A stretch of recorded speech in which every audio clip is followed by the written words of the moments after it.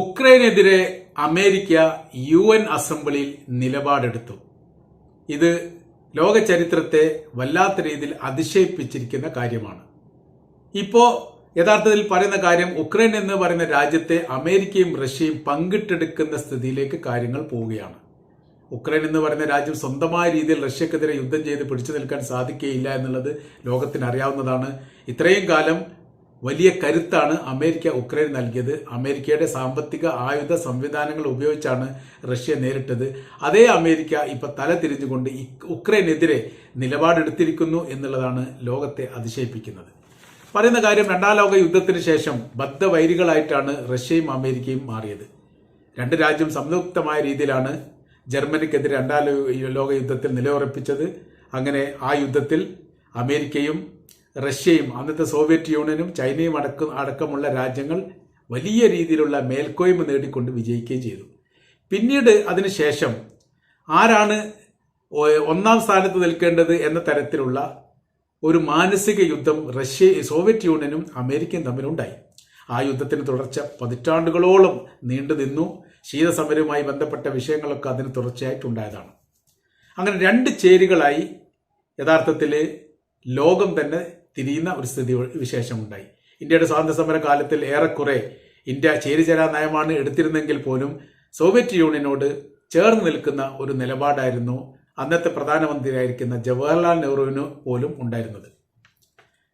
പറയുന്ന സമയത്ത് അമേരിക്കയുമായിട്ട് സഹകരണം ബന്ധങ്ങളൊക്കെ ഉണ്ട്. അങ്ങനെ തന്നെ സോവിയറ്റ് യൂണിയനിൽ ഉണ്ടെങ്കിൽ പോലും നിലപാടുകൾ എപ്പോഴും സോവിയറ്റ് യൂണിയനുമായിട്ടാണ് ഉണ്ടായത്. ലോകം രണ്ട് ചേരിയായി തിരിഞ്ഞു. പരമാവധി രാജ്യങ്ങളൊക്കെ അമേരിക്കയോടും മറ്റുള്ളതൊക്കെ സോവിയറ്റ് യൂണിയനോടും ചേരുന്ന രീതിയിൽ രണ്ട് ചേരിയായിട്ടാണ് പിന്നീട് കാണപ്പെട്ടത്. അങ്ങനെ തന്നെയാണ് തുടർന്നു പോകുന്നത്. ഉക്രൈൻ യുദ്ധവുമായി ബന്ധപ്പെട്ട വിഷയം ഉണ്ടാകുന്ന യഥാർത്ഥത്തിൽ ഉക്രൈന്റെ പ്രശ്നം യൂറോപ്യൻ യൂണിയനിൽ അംഗത്വം ഉക്രൈൻ നൽകും എന്നുള്ള ഒരു അഭിപ്രായവുമായിട്ട് ബന്ധപ്പെട്ട വിഷയത്തിനോട് അനുബന്ധിച്ചാണ് റഷ്യ ഉക്രൈൻ ആക്രമിക്കുന്ന സ്ഥിതി ഉണ്ടായത്. അതൊരിക്കലും അംഗീകരിക്കാൻ വേണ്ടി സാധിക്കുകയില്ല എന്നുള്ളതായിരുന്നു ഉക്രൈന്റെ നിലപാട്. അംഗീകരിക്കാൻ സാധ്യതയുണ്ട്, അല്ലെങ്കിൽ മുൻപേ അവർ അപേക്ഷ നൽകിയിട്ടുണ്ട്, അത് പരിഗണിക്കാവുന്നതേ ഉള്ളൂ എന്നുള്ള അമേരിക്ക പറഞ്ഞു. അങ്ങനെ അവർ തമ്മിൽ വലിയ അഭിപ്രായ ഭിന്നതകൾ ഉണ്ടായി. വെല്ലുവിളി പോലെയായി സാഹചര്യങ്ങൾ. പിന്നീട് റഷ്യയുടെ സൈന്യം ഉക്രൈനിലേക്ക് ഇരച്ചു കയറി. അതാണ് യുദ്ധത്തിന്റെ തുടക്കം. അതായത് ഇപ്പൊ 3 വർഷം മുൻപാണ്. 3 വർഷം ഇപ്പോൾ പൂർത്തിയായി. അപ്പൊ 3 വർഷം മുമ്പുള്ള സംഭവങ്ങളാണ് അങ്ങനെ. യഥാർത്ഥത്തിൽ ഈ വിഷയങ്ങൾ ചർച്ച ചെയ്തുകൊണ്ട് പരിഹരിക്കാൻ വേണ്ടി സാധിക്കുന്നതായിരുന്നു. എന്നിട്ട് പോലും അമേരിക്ക അതിന് അംഗീകാരം നൽകിയിട്ടില്ല. യുദ്ധമാണെങ്കിൽ റഷ്യയെ പരാജയപ്പെടുത്തുക തന്നെ ചെയ്യും, ഉക്രൈൻ ഭൂമിയിൽ തങ്ങൾ സൈന്യത്തെ ഇറക്കും എന്നൊക്കെ അന്ന് ജോ ബൈഡൻ വലിയ ഭീഷണിപ്പെടുത്തുകയൊക്കെ ചെയ്തിരുന്നു. ഉക്രൈന് അത് വലിയൊരു ആശ്വാസമായി, എല്ലാവിധ സംരക്ഷണവും തങ്ങളുടെ ഭാഗത്തുനിന്ന് ഉണ്ടാവും എന്ന് പറയുകയും ചെയ്തു. അങ്ങനെ യുദ്ധം ആരംഭിച്ചു. 3 വർഷമായിട്ട് ഇപ്പോൾ ഇവിടെ എത്തിയിട്ടില്ല. 10-20 ഗ്രാമങ്ങൾ ഇപ്പോൾ റഷ്യയുടെ കൈവശത്തിലാണ്. അത് കിട്ടണമെന്ന് ഉക്രൈൻ പറയുന്നു.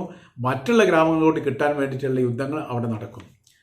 അങ്ങനെ ബൈഡന്റെ കാലഘട്ടത്തിൽ യഥാർത്ഥത്തിൽ അമേരിക്കയും റഷ്യയും നേർക്കുനേരെ ഏറ്റുമുട്ടുന്ന ഒരു സാഹചര്യം പോലും ഉണ്ടായിരുന്നു എന്നുള്ളതാണ് യാഥാർത്ഥ്യം. അത്രക്ക് ഭയാനകരമായിരിക്കുന്ന സ്ഥിതിവിശേഷം സംജാതമായിരുന്നു. ഇലക്ഷൻ ഈ 2025 അമേരിക്കൻ ഇലക്ഷനുമായിട്ട് ബന്ധപ്പെട്ട് പ്രധാന സ്ഥാനാർത്ഥിയായിരിക്കുന്ന ഇപ്പോഴത്തെ പ്രസിഡന്റ് ഡൊണാൾഡ് ട്രംപ് താൻ അധികാരത്തിലേറിയാൽ 24 മണിക്കൂർ കൊണ്ട് യുദ്ധം അവസാനിപ്പിക്കുമെന്ന് പറഞ്ഞു. ഏറെക്കുറെ ലോകം അത് വിശ്വസിച്ചു. 24 മണിക്കൂർ കൊണ്ട് യുദ്ധം അവസാനിച്ചിട്ടില്ലെങ്കിലും അതിന്റെ പ്രാരംഭ പ്രവർത്തനങ്ങൾ ട്രംപ് തുടങ്ങിയിട്ടുണ്ട് എന്ന് നമുക്ക് മനസ്സിലാക്കാൻ വേണ്ടിയിട്ട് കഴിഞ്ഞിട്ടുണ്ട്. കഴിഞ്ഞ ദിവസം അത്ഭുതകരമായിരിക്കുന്ന സംഭവം, ലോകത്തെ അത്ഭുതപ്പെടുത്തിയിരിക്കുന്ന ഒരു സംഭവം നടന്നത് UN സഭയിലാണ്. യൂറോപ്യൻ യൂണിയനിൽപ്പെട്ട അംഗങ്ങളാണ് റഷ്യക്കെതിരെ പ്രമേയം കൊണ്ടുവരുന്നത്. റഷ്യക്കെതിരെ പ്രമേയം കൊണ്ടുവരുന്ന സമയത്ത് അമേരിക്കയും റഷ്യയും ഒരേ സമയത്ത് ഇതിനെ എതിർത്തു എന്നുള്ളതാണ്. സാധാരണഗതിയിൽ ഇത്തരം പ്രമേയങ്ങൾ വരുന്ന സമയത്ത് ഇതിനു മുൻപ് വന്നിരുന്നു. അപ്പോൾ അമേരിക്ക യൂറോപ്പിന് അനുകൂലമായ രീതിയിലും റഷ്യ വീറ്റോ പവർ ഉപയോഗിച്ചുകൊണ്ട് അതിനെ പരാജയപ്പെടുത്തിയിട്ട് യുദ്ധം തുടരാനുള്ള സാഹചര്യങ്ങൾ ഉണ്ടാക്കിയാണ് സാധാരണ ചെയ്യാറുള്ളത്.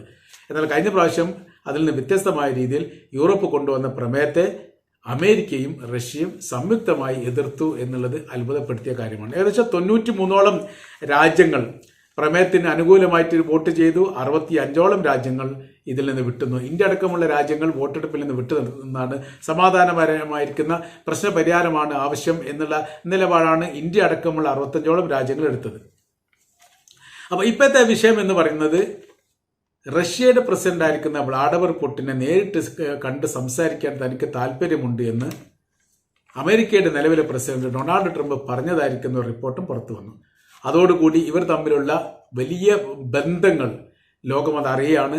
അങ്ങനെ ലോകത്തിൽ ഏറ്റവും വലിയ ശക്തികളായിരിക്കുന്ന റഷ്യയും അമേരിക്കയും സംയുക്തമായ രീതിയിൽ നിലപാടെടുക്കുകയോ ആ രീതിയിലേക്ക് മുന്നേറുകയോ ചെയ്യുന്ന സമയത്ത് വലിയ മാറ്റങ്ങൾ തന്നെ ലോകത്തുണ്ടാവും എന്നുള്ളത് കൃത്യമാണ്. അവരുടെ നിലപാടുകളും അവരുടെ സമീപനങ്ങളുമായിരിക്കും പിന്നീട് ലോകം കേൾക്കേണ്ടി വരിക എന്നിടത്തേക്കാണ് കാര്യങ്ങൾ പോകുന്നത്. കാര്യം അമേരിക്കയ്ക്ക് ബദലായി എന്തെങ്കിലും കാര്യങ്ങൾ സൈനികപരമായ രീതിയിലോ ശക്തിയോടെ കൂടി സംസാരിക്കാൻ റഷ്യക്ക് മാത്രമേ സാധിക്കൂ. അതേ റഷ്യ ഇപ്പോൾ അമേരിക്കയുടെ നയനിലപാടിനോടൊപ്പം അല്ലെങ്കിൽ റഷ്യയുടെ നയനിലപാടിനോടൊപ്പം അമേരിക്ക ചേരുന്ന സമയത്ത് വലിയ രീതിയിലുള്ള പ്രതിസന്ധി ലോകത്തുണ്ടാകും എന്നൊരു അഭിപ്രായം മൂന്നാം ലോക രാജ്യത്തിന്, പ്രത്യേകിച്ച് യൂറോപ്യൻ യൂണിയനിലൊക്കെ ഉണ്ട്. യൂറോപ്യൻ യൂണിയൻ അമേരിക്കയുമായിട്ട് ഉടക്കുന്ന സമയത്ത് അവർ തമ്മിൽ വലിയ രീതിയിലുള്ള സംഘർഷാവസ്ഥയിൽ ഏർപ്പെടാനുള്ള സാഹചര്യങ്ങൾ ഉണ്ടോ എന്ന കാര്യങ്ങളും പരിശോധിക്കുന്നു. അമേരിക്ക പറയുന്നത്, ഇപ്പോഴത്തെ ട്രംപ് പറയുന്ന കാര്യം, വലിയ രീതിയിലുള്ള മുതൽ മുടക്കുകൾ, വലിയ രീതിയിലുള്ള പണം അമേരിക്കയുടെ ജനങ്ങൾ ഉപയോഗിക്കേണ്ട പണം ഉക്രൈന് വേണ്ടി നൽകിയിരിക്കുന്നു. ആ പണം തിരിച്ചു നൽകണം എന്നുള്ള, തിരിച്ചു കിട്ടണം എന്നുള്ള രീതിയിലാണ്. 500 ബില്യൺ അല്ലെങ്കിൽ 500 ബില്യൺ ധാതു നിക്ഷേപമെങ്കിലും തങ്ങൾക്ക് ലഭ്യമാകണമെന്നാണ്. 500 ബില്യൺ ധാതു നിക്ഷേപം എന്നൊക്കെ പറയുന്ന സമയത്ത് ഉക്രൈനിൽ ആകെ ഉള്ള ധാതു നിക്ഷേപത്തിന്റെ 50%മോ 50%-നോട് അടുത്തോ വരും എന്നാണ് കണക്കൂട്ടുന്നത്. അപ്പൊ രാജ്യത്തെ വിൽക്കാൻ വെച്ചിട്ടില്ല എന്നുള്ളതാണ് ഉക്രൈന്റെ പ്രസിഡന്റ് വ്ളാഡിമിർ സെലൻസ്കി ഇതിന് മറുപടി നൽകിയിരിക്കുന്നത്.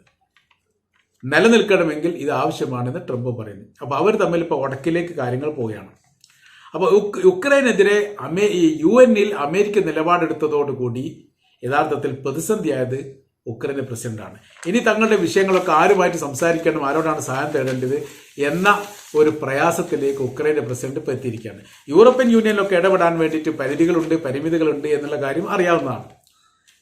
അപ്പോൾ അങ്ങനത്തെ ഒരു സാഹചര്യത്തിലൊക്കെ അമേരിക്ക തങ്ങളോട് തോളോട് തോള് ചേർന്നുകൊണ്ടാണ് പ്രവർത്തിച്ചത്. ഇപ്പോൾ എന്ത് മയക്കുവെടി വെച്ചിട്ടാണ് റഷ്യ അമേരിക്ക വീഴ്ത്തിയത് എന്ന ചില രസകരമായിരിക്കുന്ന ചോദ്യങ്ങളും ഉക്രൈനിൽ ഇറങ്ങുന്ന പത്രങ്ങൾ ഇപ്പോൾ ചോദിച്ചുകൊണ്ടിരിക്കുകയാണ്. അപ്പോൾ ഇപ്പോൾ പറയുന്ന കാര്യം എന്ന് പറഞ്ഞത്, മുൻപത്തെ ചരിത്രമൊക്കെ മാറിയിരിക്കുന്നു. വിപരീതമായിരിക്കുന്ന ചരിത്രങ്ങളാണ് ഇപ്പോൾ നടന്നുകൊണ്ടിരിക്കുന്നത്. മുമ്പത്തെ ശത്രുക്കളൊക്കെ ഇപ്പോൾ മിത്രങ്ങളും, മുമ്പത്തെ മിത്രങ്ങളൊക്കെ ഇപ്പോൾ ശത്രുവാകുകയും ചെയ്തിരിക്കുന്നു. വേൾഡ് പൊളിറ്റിക്സ് ഇപ്പോൾ തലതിരിഞ്ഞോടുകയാണ്. ആദ്യം കാണുകയും കേൾക്കുകയും മനസ്സിലാക്കുകയും ചെയ്യുന്ന വ്യത്യസ്തമാണ് കാര്യങ്ങൾ പോകുന്നത്. പ്രതിസന്ധി ലോകത്ത് ഏത് രാജ്യത്തുണ്ടാകുന്ന സമയത്തും അമേരിക്ക ഇടപെടുന്ന വിഷയമാണെങ്കിൽ അതിന് പകരമായ രീതിയിൽ റഷ്യ അതിൽ ഇടപെടുക എന്നുള്ളത് സ്വാഭാവികമാണ്. ഇന്ന് ആ സ്ഥിതി മാറിയിരിക്കുന്നു. ഇന്ന് അവർ രണ്ടുപേരും സംയുക്തമായ രീതിയിലാണ് കാര്യങ്ങൾ തീരുമാനിക്കുകയും കാര്യങ്ങൾ പരസ്പരം സംസാരിക്കുകയും ചെയ്യുന്നത്. അമേരിക്കയുടെ പ്രസിഡന്റ് റഷ്യ സന്ദർശിക്കുക എന്ന് പറയുന്നത് ചരിത്രത്തിലെ ഏറ്റവും പ്രാധാന്യമുള്ള ഒരു വിഷയം തന്നെയാണ്. കാര്യം ഏതൊരു പ്രതിസന്ധി വിഷയങ്ങൾ ഉണ്ടാകുന്ന സമയത്തും ഉടക്കിയിട്ടാണ് റഷ്യയുടെ പോക്ക്. ബൈഡന്റെ കാലത്ത് ഈ ഇസ്രായേലിന് നൽകപ്പെടുന്ന സഹായവുമായി ബന്ധപ്പെട്ട് ഒരുപാട് പരാതികളും അതോടൊപ്പം തന്നെ കനമുള്ള ഒരുപാട് പ്രതിരോധങ്ങളും റഷ്യയുടെ ഭാഗത്ത് ഉണ്ടായിട്ടുണ്ട്. ഒരു വേള ഇസ്രായേൽ ഗസയെ ആക്രമിച്ചതുമായി ബന്ധപ്പെട്ട് 600ഓളം പേർ മരണപ്പെട്ട ഒരു സംഭവം ഉണ്ടായിരുന്നു. അത് ആശുപത്രി ആക്രമണമാണ്. ആശുപത്രിയിലുള്ള മിസൈലുകൾ, ആശുപത്രിയെ ലക്ഷ്യം വെച്ചുകൊണ്ട് ഇസ്രായേൽ മിസൈലുകൾ തൊടുത്തു വിടുകയും തകർന്നു വീണുകൊണ്ട് 600ഓളം ആളുകൾ മരണപ്പെടുകയും ചെയ്ത് ലോകത്തെ ഞെട്ടിപ്പിച്ച സംഭവമായിരുന്നു. അപ്പോൾ അതോടനുബന്ധിച്ച് ഇസ്രായേൽ പറഞ്ഞൊരു കാര്യം, തങ്ങൾക്കതിൽ യാതൊരു പങ്കാളിത്തവുമില്ല. അത് ഹമാസ് മിസൈൽ ഇട്ട് ഇസ്രായേലിന് നേരെ ലക്ഷ്യം വെച്ചുകൊണ്ടിട്ട മിസൈൽ തെറ്റിപ്പതിച്ചതാണ്, അങ്ങനെയാണ് തകർച്ചയുണ്ടായത്. അതിന് പ്രതികരിച്ചത് റഷ്യയുടെ പ്രസിഡന്റ് വ്ളാഡിമിർ പുടിനാണ്. നിങ്ങളല്ല മിസൈൽ ഇട്ടതെങ്കിൽ അത് തെളിയിക്കേണ്ടത് നിങ്ങളുടെ കടമയാണ്.